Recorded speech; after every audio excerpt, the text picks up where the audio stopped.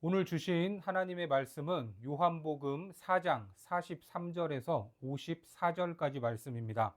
같이 봉독하겠습니다.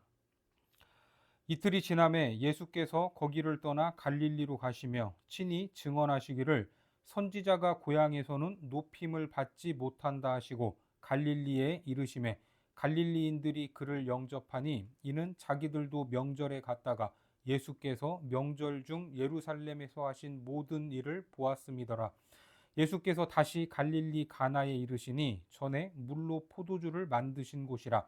왕의 신하가 있어 그의 아들이 가버나움에서 병들었더니 그가 예수께서 유대로부터 갈릴리로 오셨다는 것을 듣고 가서 청하되 내려오셔서 내 아들의 병을 고쳐 주소서 하니 그가 거의 죽게 되었음이라.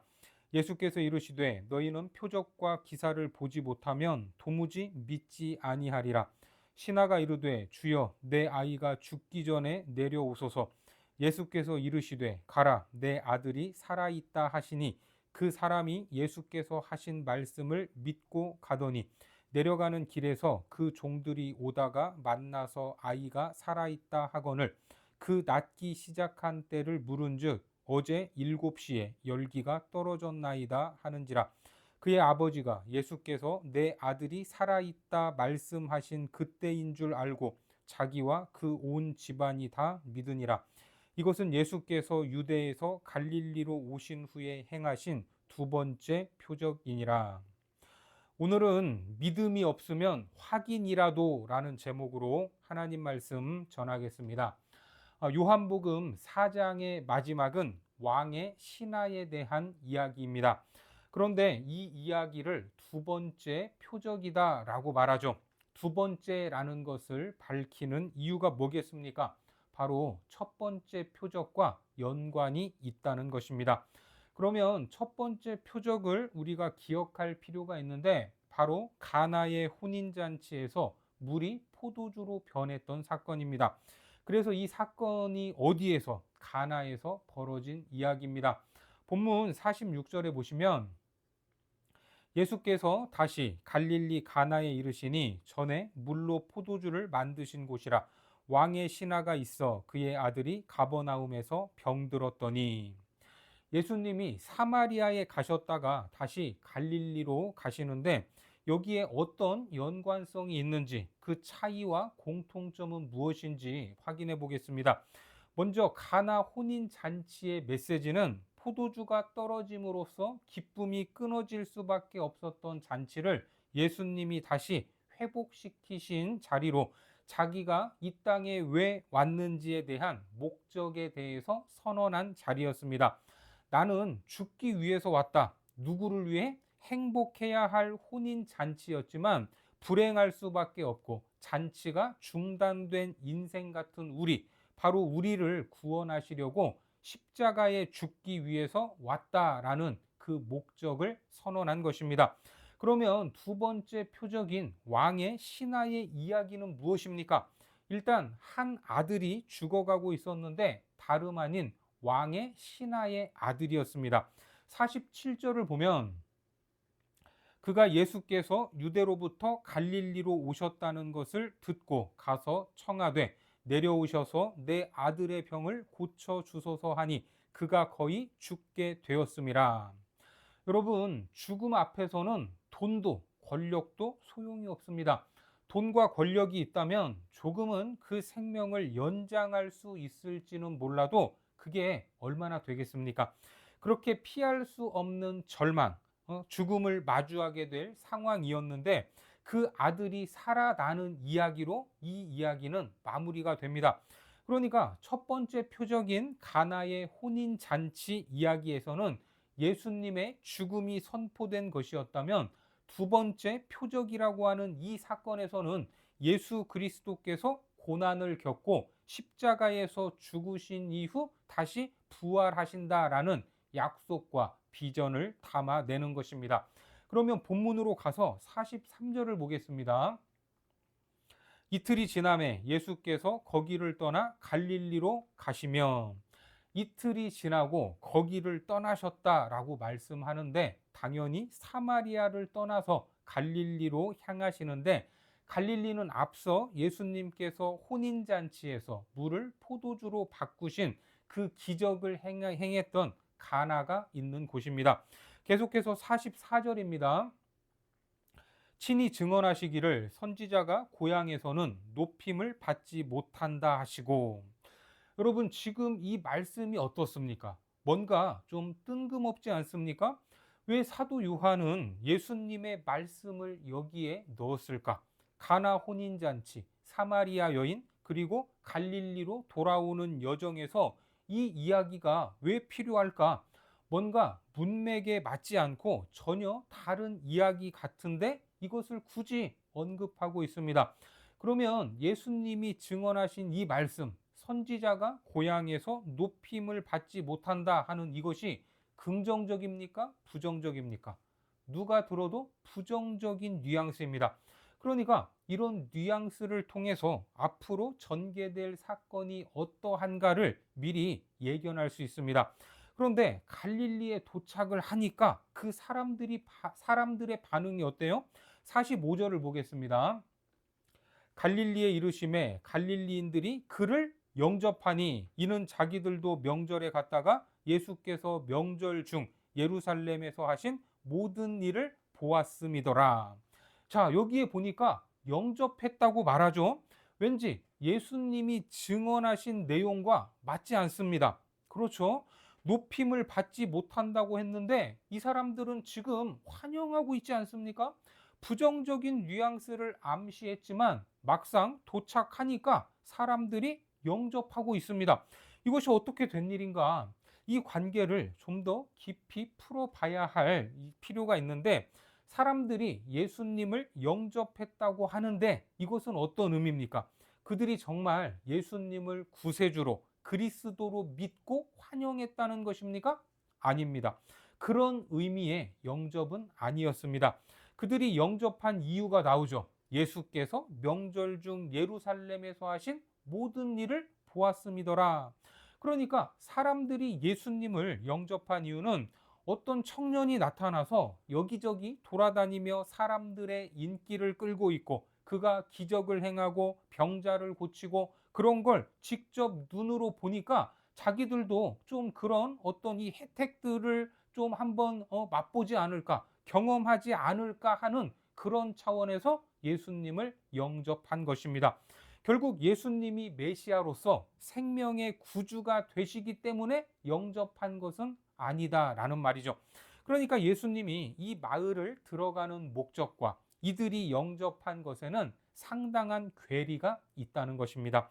다시 말해 이것은 주님이 원하시는 그런 영접이 아니었던 것입니다. 계속해서 46절을 보겠습니다. 예수께서 갈릴리 가나에 이르시니 전에 물로 포도주를 만드신 곳이라 왕의 신하가 있어 그의 아들이 가버나움에서 병들었더니. 예수님이 갈릴리에 오셨다는 것을 어느 왕의 신하가 들었는데 그 신하의 상황은 참으로 절박했습니다. 아들이 심각한 병에 걸려서 죽어가고 있었습니다. 그리고 무슨 믿음이 있어서 예수님을 찾아온 것이 아니라 이 역시 들었던 소문 때문에 지푸라기라도 잡는 심정, 절박한 마음으로 예수님을 찾아왔던 겁니다. 계속해서 47절입니다.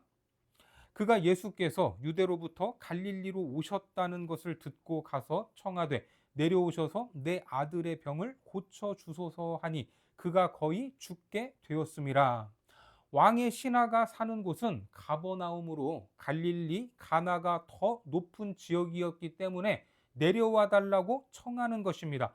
그리고 자기 아들의 상황이 죽게 되었다고 하면서 구체적으로 밝히고 있습니다. 어떻습니까? 왕의 신하면 상당히 높은 권력가인데 지금 그런 것이 의미가 하나도 없었습니다. 왕의 신하가 아닌 병들어가는 아들 앞에서 새카맣게 타버린 아버지의 마음만 남았던 겁니다. 가버나움에서 가나까지는 약 30km 전후의 거리로 상당히 멉니다. 이 지형적으로 보시면 가버나움에서 가나까지 올라와야 하는, 그래서 언덕을 넘고 산 비탈을 이리저리 살펴서 와야 가나에 도달할 수 있었습니다. 이 나중에는 이 길이 이틀 길인 것이 밝혀지는데 돌아가다가 이 길 중간에 종들을 만나지 않습니까? 거기서 이틀이 소요되는 거리임을 알 수 있습니다. 그러니까 30km라는 이 거리가 직선 거리에 평지라면 하루면 충분히 갈 수 있는 거리지만 이틀이 걸릴 만큼 험난한 길이었다라는 사실입니다. 사실 왕의 신하로서 돈과 권력이 있는 사람인데 그런 험한 길이라면 자기 종들을 보낼 수도 있었습니다. 하지만 아들을 향한 아버지의 마음은 그것이 아니었죠. 자기가 달려갈 수밖에 없었던 겁니다. 그런데 그가 와서 청하되라고 말하죠. 청하되. 헬라어로 에로타라는 말로 문법적으로 보면 반복적인 동작을 말하는 미완료 시제입니다. 그러니까 계속해서 요구를 했던 것이죠. 제발 좀 가서 고쳐주십시오. 부탁드립니다.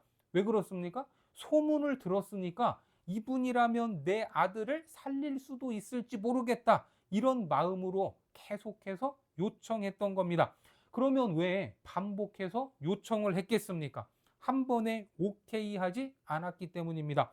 오히려 뭐라고 하십니까? 48절에 보면 예수께서 이르시되 너희는 표적과 기사를 보지 못하면 도무지 믿지 아니하리라. 이 말씀 역시 부정적인 느낌으로 마치 표적과 기사가 아니면 믿지 못하니까 안 고쳐줄 것 같은 그런 느낌이지 않습니까?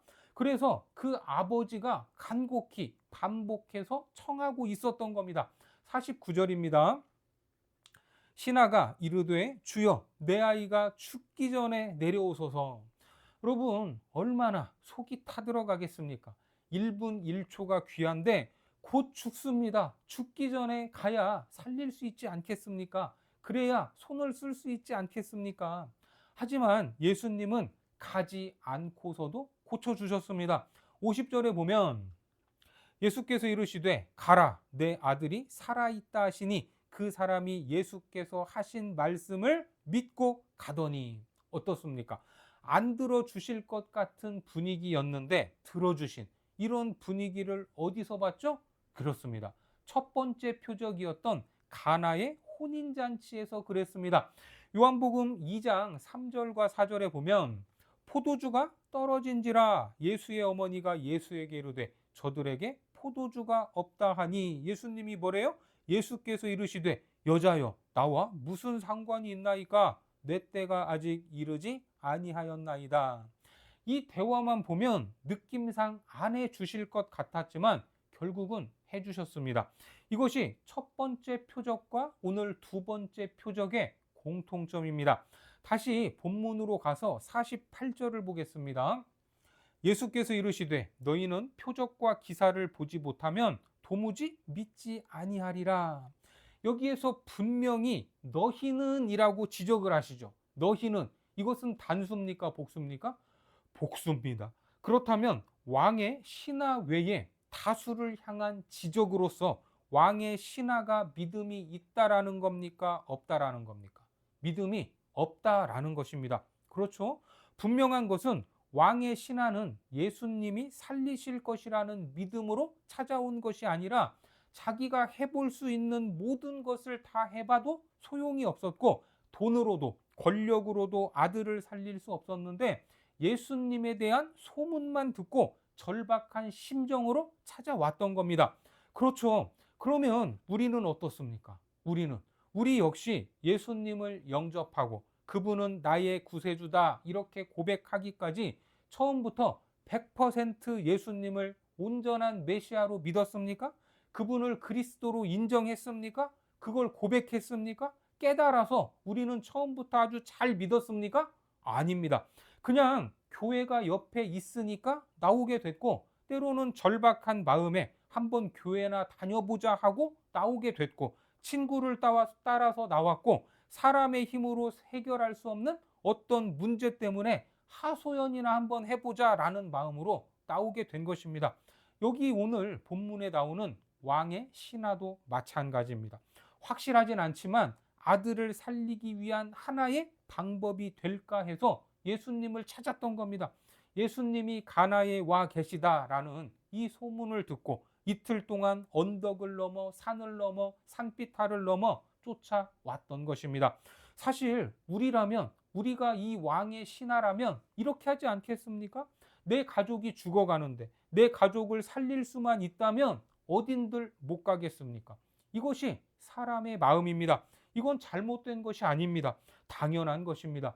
결국 예수님은 50절에 보니까 예수께서 이르시되 가라, 내 아들이 살아있다 하시니 그 사람이 예수께서 하신 말씀을 믿고 가더니, 예수님은 가라, 네 아들이 죽지 않고 살았다, 그냥 말씀만 하셨습니다.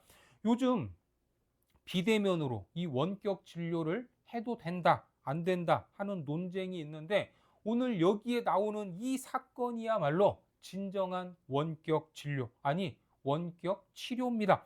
그런데 왕의 신하가 이 말씀을 믿고 갔다라고 성경은 기록하고 있죠. 근데 이 사람이 그렇게 믿음이 있던 사람이 아닌데 갑자기 믿음이 생겼나? 뭔가 헷갈립니다. 예수님을 찾아온 것, 예수님의 반응을 종합하자면 이 신하는 믿음이 없는 사람임에 분명합니다. 그냥 아버지로서의 절박함으로 움직였는데 갈 때는 믿고 갔다고 합니다. 하지만 여기에서 말하는 이 믿음은 온전한 믿음이라고 할 수 있습니까? 없습니까?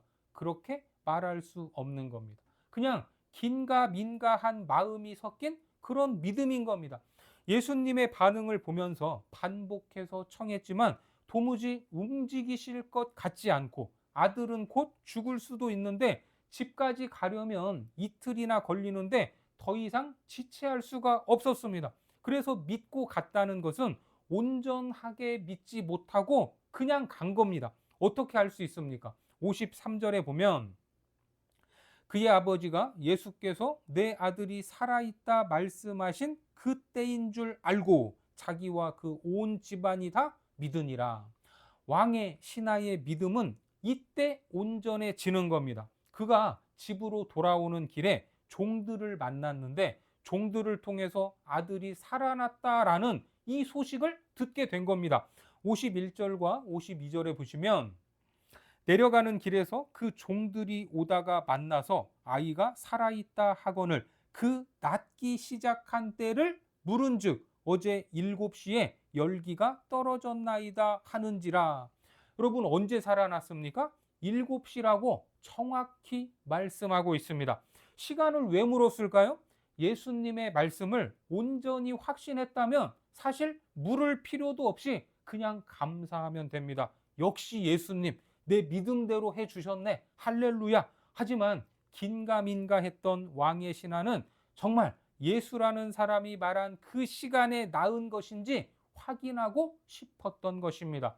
7시, 바로 예수님을 만났던 시간입니다. 예수님이 돌아가라, 네 아들이 살았다 라고 말씀하신 그 시간이었습니다. 그제서야 믿음이 생긴 것입니다. 여기서 우리는 한 가지 확인할 것이 더 있죠. 아들이 다시 살아난 것이 이 아버지의 믿음과 관계가 있습니까? 없습니까? 아무런 관계가 없습니다. 그냥 이 아들은 예수님의 말씀으로 고치신 것입니다. 그리고 아버지의 믿음이 온전하게 됐습니다. 여기서 우리는 믿음이 없으면 확인이라도 해야 된다라는 것을 깨달을 수가 있습니다. 그게 나쁜 것이 아닙니다. 믿음이 없는 것이 잘못입니까? 잘못이 아닙니다. 그런데 믿음이 안 생길 때는, 긴가민가 할 때는 확인은 해볼 수 있다는 겁니다. 확인해서 왕의 신하에게도 믿음이 생기지 않았습니까?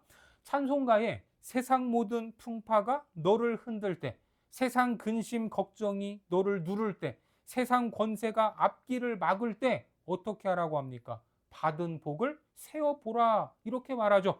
이게 뭡니까? 확인해 보는 것입니다. 우리 믿음이 흔들릴 때, 큰 걱정에 휩싸였을 때, 앞길을 막는 거대한 장애물이 있을 때 지금까지 내가 받았던 것이 무엇인지 세어보고 확인해 보는 것입니다. 이것이 지금까지 하나님이 도와주신 그 흔적 아니겠습니까? 그래서 사무엘상 7장 12절에도 보니까 사무엘이 돌을 취하여 미스바와 센 사이에 세워 이르되 여호와께서 여기까지 우리를 도우셨다 하고 그 이름을 에베네셀이라 하니라. 이러한 것들, 이 에베네셀을 내 삶에 하나 둘씩 세워가야 되는 겁니다. 상황이 이러면 망해도 벌써 망해야 하는데 지금까지 밥 잘 먹고 잘 살고 있으면 그마저도 감사한 일입니다. 그것이 바로 하나님이 도우셨다는 증거고 은혜가 아닙니까? 이것을 기억할 때 우리의 믿음은 더 견고해지는 것입니다. 이것이 우리 신앙의 흔적인 것입니다. 믿음이 없을 때 확인하는 것, 지금까지 무슨 복을 받았는지 세어보는 것, 이것은 굉장히 중요한 일입니다. 왜요? 여기까지 도우신 에베네셀의 하나님이 앞으로도 인도하실 것을 확신할 수 있기 때문입니다. 부활하신 예수님을 보고 제자들이 의심하고 놀랐을 때 그때 주님이 뭐라고 하셨습니까? 누가복음 24장 38절과 39절에 보니까 예수께서 이르시되 어찌하여 두려워하며 어찌하여 마음에 의심이 일어나느냐 내 손과 발을 보고 나인 줄 알라 또 나를 만져보라 영은 살과 뼈가 없으되 너희 보는 바와 같이 나는 있느니라. 주님이 뭐래요? 만져보라고 하지 않습니까? 만져보라고. 니네들 눈으로 봐봐라. 그래서 신앙생활을 하면서 확인하는 것이 필요합니다. 하지만 이 믿음 역시 내 힘과 의지로 만들어내는 것이 아니라 예수님께서 주시는 것입니다. 지금 마음에 염려와 걱정이 있을지라도 긴가민가 하는 연약한 믿음일지라도 주님께서는 우리를 온전한 믿음으로 이끌어 가고 있다라는 것을 믿으시기 바랍니다. 그렇게 우리의 믿음이 어제보다 오늘, 오늘보다 내일 더 장성하고 성숙한 믿음의 사람들이 되어 가기를 주님의 이름으로 축원합니다. 기도하겠습니다. 하나님, 우리의 믿음 없음을 불쌍히 여겨 주옵소서. 풍랑 앞에서 걱정 근심 속에서 장애물에 막혔을 때 여기까지 인도하시고 복을 주신 것을 세어보고 기억하게 하셔서 더 굳건한 믿음 위에 서기를 원합니다. 특별히 우리에게 더 큰 믿음을 부어주셔서 온전한 모습으로 그리스도의 장성한 분량에 이르도록 축복하여 주옵소서. 예수님의 이름으로 기도드립니다. 아멘.